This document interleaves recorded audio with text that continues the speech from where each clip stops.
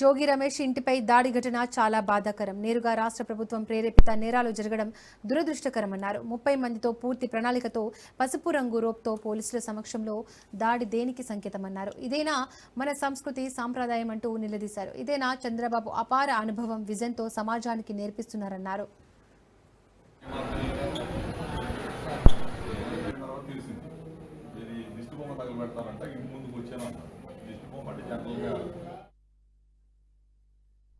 జోగి రమేష్ గారి ఇంటి మీద అటాక్ చేయడం, వీడియో క్లిప్స్ చూస్తే అదే మాప్ కాదు, లిమిటెడ్ పీపుల్, ఒక 30 మంది. ఆల్మోస్ట్ ఎట్లుందంటే పోలీస్ వాళ్ళు వాళ్ళని ఎస్కార్ట్ చేసి వచ్చినట్లుంది. వీడియో క్లిప్ చూస్తే రోప్ తో పాటు వస్తే వచ్చే మాబును ఆపేదానికే, ఎస్కార్ట్ చేసేదానికే అనేట్టుగా ఉందన్నమాట. అసలు రోప్ కూడా చూస్తే ఎంత ఆశ్చర్యం అంటే ఎక్కడ నాకు తెలిసి చరిత్రలో ఎప్పుడు ఉండదు. ఎల్లో కలర్ రోప్ చూసినారండి ఎవరైనా? పోలీస్ వాళ్ళు క్యారీ చేసే రోప్ పార్టీలో రోప్ ఎల్లో కలర్ లో ఉంది. పోలీస్ వాళ్ళే ఎస్కార్ట్. ఇంటి మీద అటాక్. ఏ విధంగా అటాక్? బాంబులు, యాసిడ్, పెట్రోల్ బాంబులు, ఇండ్లంతా డ్యామేజ్.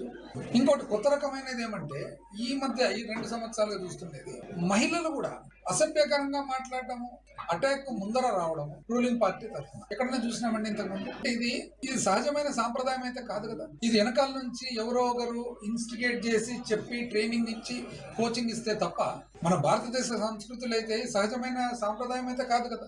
ఇప్పుడు వివిధ రాజకీయాల పార్టీలకు మీరేం నేర్పిస్తున్నారు? ఇక్కడ రూలింగ్ పార్టీగా ఉంటూ అంటే ఈ విధమైన పరిపాలన చేయొచ్చు అంటే కేసే లేనిది కేసు సృష్టించవచ్చు, ఎవిడెన్స్ కావాలి కదా, ఎవిడెన్స్ కూడా సృష్టించవచ్చు. ఇది మీరు కొత్తగా నేర్పిస్తున్నారు అంటే ఇంతటితో ఆగిపోతుంది సంస్కృతి. అంటే ఎటువైపు తీసుకుపోతున్నారు అని.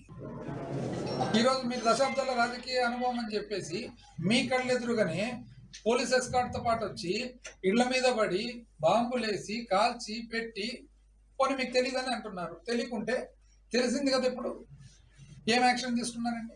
ఎవరైతే ఈ క్రైమ్ లో భాగస్వాములు ఉన్నారో, క్రిమినల్స్ ఉన్నారో వాళ్ళ మీద ఏం యాక్షన్ తీసుకున్నారు అంటే ఏమిటికి ఉపయోగపడుతుంది అని ఇప్పుడు అనుభవం. అంటే ఇవన్నీ కూడా పబ్లిక్ వాచ్ చేస్తున్నారు కాబట్టి ఖచ్చితంగా 100% పద్ధతులు మార్చుకోకుంటే మాత్రం 100% మూల్యం చెల్లించాల్సి వస్తుంది.